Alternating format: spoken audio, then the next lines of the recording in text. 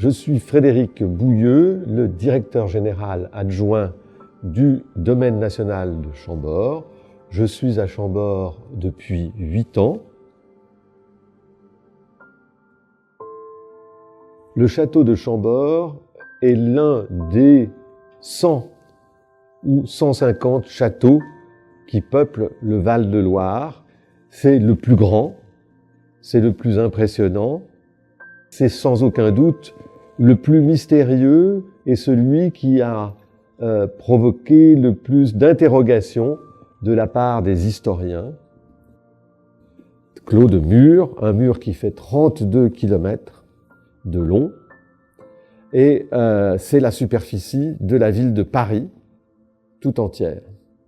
Mais aussi impressionnant par ses dimensions intérieures, puisque sa superficie est de 10 000 mètres carrés, répartis en 426 pièces, sur 9 étages.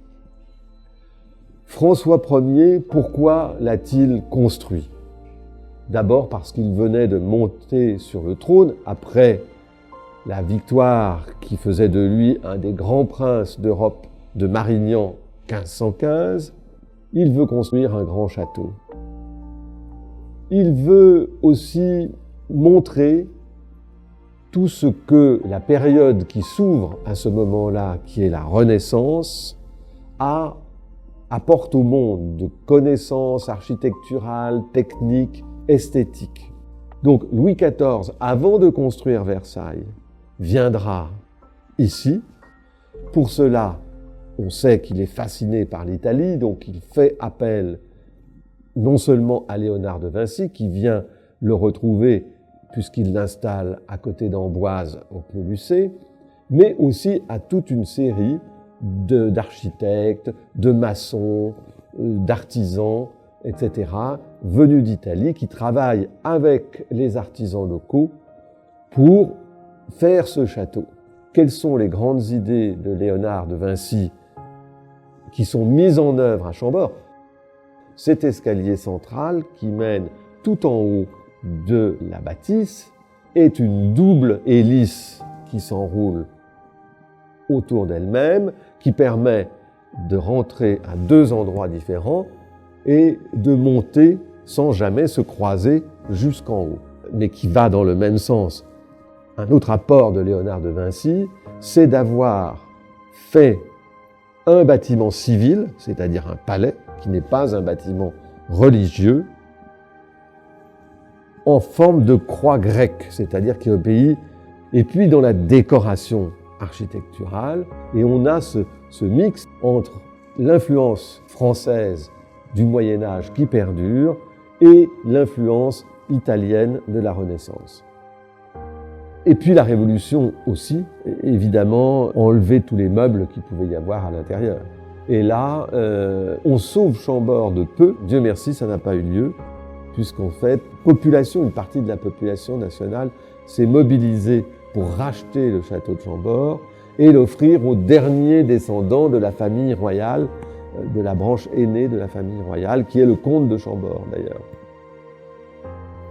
Voilà, qui aujourd'hui a un petit musée à l'intérieur du château. Nous avons ouvert récemment un espace consacré au séjour des chefs-d'œuvre français, de l'art français, à Chambord pendant la Seconde Guerre mondiale.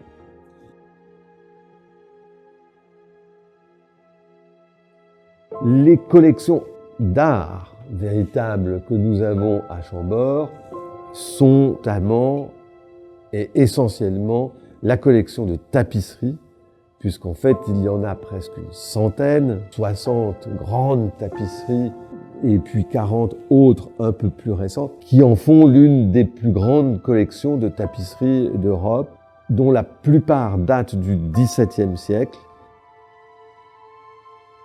On y traverse l'histoire de manière extrêmement intéressante. Et je crois qu'aujourd'hui, si on veut résumer l'attrait de Chambord, ce que les gens retiendront de Chambord, outre sa beauté, son caractère symbolique, son caractère irréel, un petit peu son caractère, comme on l'a dit,